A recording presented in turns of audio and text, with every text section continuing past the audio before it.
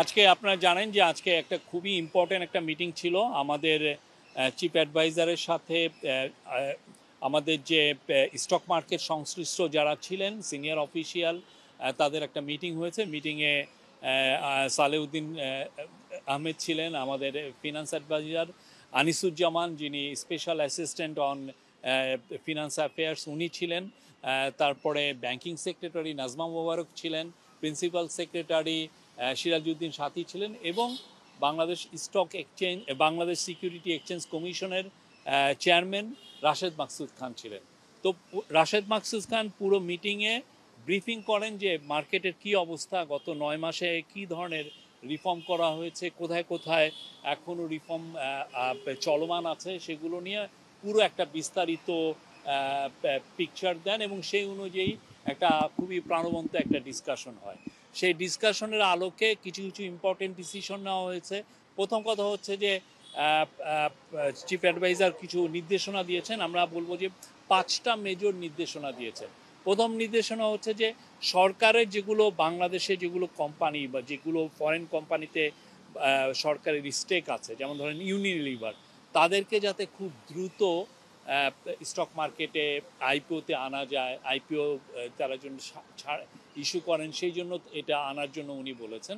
দ্বিতীয়টা হচ্ছে যে বাংলাদেশে আপনি জানেন যে অনেক প্রাইভেট কোম্পানি আছে, এখন তারা অনেক তাদের টার্নওভার $2-3 বিলিয়ন, অনেক অনেক বড় বড় কোম্পানি হয়েছে। বাংলাদেশের তো সেই 20-30 বছর আগের বাংলাদেশ না, অনেকগুলো কোম্পানি অনেক বড় হয়েছেন, তাদের অনেক বড় বড় ভেঞ্চার আছে। তো তাদেরকে যাতে স্টক মার্কেটে আনা যায়, এবং সে আনার জন্য বলা হয়েছে আইপিওতে তারা যেন আসেন, এবং সেটার জন্য কি দরকার, যে কী ধরনের প্রণোদনা দেওয়া যায়, সেটা রাশেদ মাকসুদ খানকে বলেছেন যে এই প্রণোদনা দিয়ে এই সমস্ত কোম্পানি, যেমন কোম্পানি লাইক সিটি গ্রুপ বা মেঘনা গ্রুপ, আরও অনেক কোম্পানি আছে, তাদেরকে কিভাবে আনা যায় সেটার কথা বলা হয়েছে। তৃতীয় হচ্ছে যে আপনি জানেন স্টক মার্কেটে ভেস্টেড ইন্টারেস্টের লোক অনেক অনেক ধরনের ভেস্টেড ইন্টারেস্ট আছে। ফলে দেখা যায় যে আমরা রিফর্ম নিলেও অনেক সময় রিফর্মগুলো ঠিকমতো কাজ করতে চায় না, বা এরা রিফর্মগুলোর বিরুদ্ধে দাঁড়িয়ে যান। তো এইটার জন্য এই স্টক মার্কেটে যাতে খুব ডিপ রিফর্মটা ক্যারি আউট করা যায়, এবং এমন ব্যক্তি যাদের আসলে এইখানে কোনো ইন্টারেস্ট নাই, এই রকম একটা রিফর্মের কথা চিফ অ্যাডভাইজার বলেছেন। এবং উনি বলেছেন সেট অফ ফরেন এক্সপার্টকে আনতে বলেছেন, যারা এসে 3 মাসের মধ্যে পুরো রিফর্মটা তারা ইনিশিয়েট করবেন বা ক্যারি আউট করবেন। এইটার একটা সেট অফ ফরেন এক্সপার্টকে আনতে বলেছেন।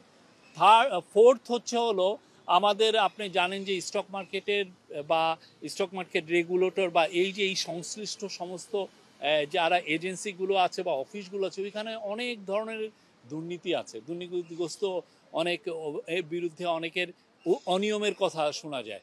তো চিফ অ্যাডভাইজার বলেছেন যে যাদের বিরুদ্ধে অনিয়মের অভিযোগ আছে খুব দ্রুত তাদের ব্যবস্থা নিতে, এবং এই যাতে পুরো স্টক মার্কেটে এক ধরনের বার্তা পৌঁছায় যে কোনো ধরনের কোনো অনিয়ম বরদাস্ত করা হবে না।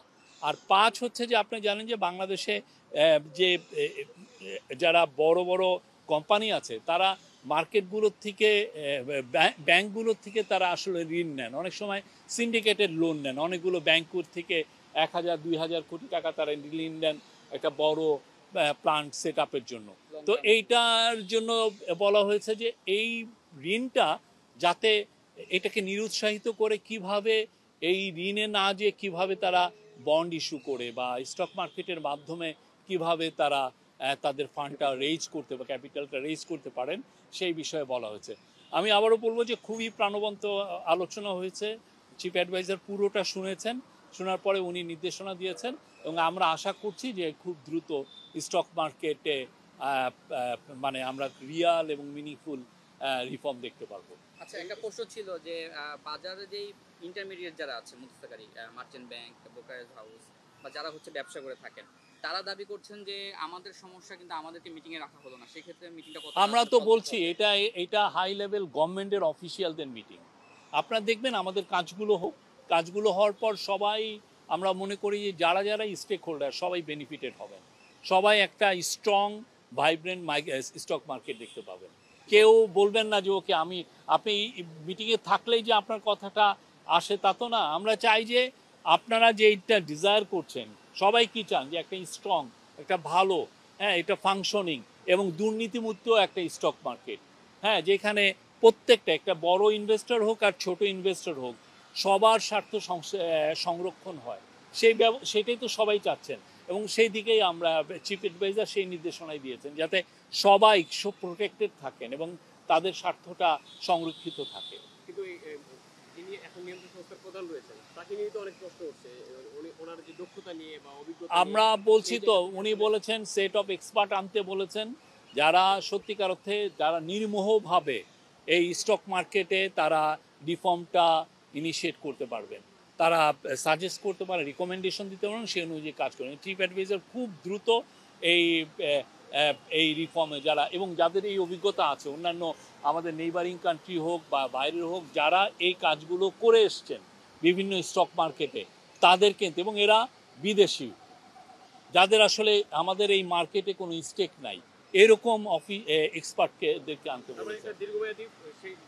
এটা খুব দ্রুত, যারা আসবেন তারা খুব দ্রুত করবেন। সমসাময়িক যে সমস্যাটা এখন মার্কেটে বিদ্যমান সেই ক্ষেত্রে আসলে এগুলো সবই সমসাময়িক সমস্যা। সমসাময়িক সমস্যাটাই সমাধান করার জন্যই তো এই মেজারগুলো আর্জেন্টলি নেওয়া হচ্ছে। একটা বিষয় সেটা হচ্ছে যে বাজার পূর্বে উঠবে নামবে, এটা স্বাভাবিক রীতি দুনিয়ার সব কারণে, কিন্তু আমাদের দেখছি যে গেল 9 মাসে বা 10 মাসে ধারাবাহিকভাবে পড়ছে এবং 900 সূচক 90 পয়েন্ট বা প্রতিদিনই এরকম 80 পয়েন্ট করে পড়ছে।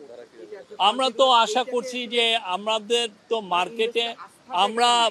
মার্কেটে আস্থা ফেরানোর জন্যই তো এই কাজগুলো করা হচ্ছে।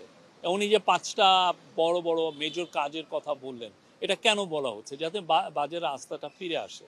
আমরা আশা করছি এমন একটা মার্কেটে এমনভাবে আস্থাটা ফিরবে যাতে সবাই বেনিফিটেড হন, যে 3-4টা লোক যাতে বেনিফিট, বা একটা ভেস্টেড ইন্টারেস্ট গ্রুপ যাতে বেনিফিটেড না। আগে আমরা দেখেছি কি এরকম অনেক কথা বুলি টুলি করে দেখা যাচ্ছে একটা particular vested interest group benefited হয়েছেন, এবং আমাদের স্টক মার্কেটগুলোতে যেটা হয়েছে এক ধরনের বড় রকমের ডাকাতি হয়েছে চোখের সামনে দিয়ে।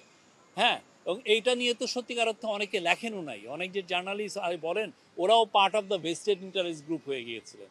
তা আমাদের আজকের মিটিংয়ের মেসেজটা হচ্ছে যে এই পুরো স্টক মার্কেটে খুব দ্রুত মিনিংফুল রিফর্ম করা, যাতে সবাই বেনিফিটেড হন, যারা ইনভেস্টমেন্ট করতে আসবেন, যারা আইপিওতে যাবেন, যারা এখানে বন্ড ইস্যু করবেন, বা মিউচুয়াল ফান্ডের কথাও বলা হয়েছে যে অন্যান্য দেশে মিউচুয়াল ফান্ড খুবই পপুলার, আমাদের এখানে মিউচুয়াল ফান্ড যাতে বড় হয়, পপুলার হয়, এবং এটাকে নিয়ে যাতে এক ধরনের ভেস্টেড ইন্টারেস্ট গ্রুপ জন্য এটাকে নিয়েও ম্যানিপুলেট না করতে পারে, সেটার কথাও বলা হয়েছে। তবে এটা থ্যাংক ইউ।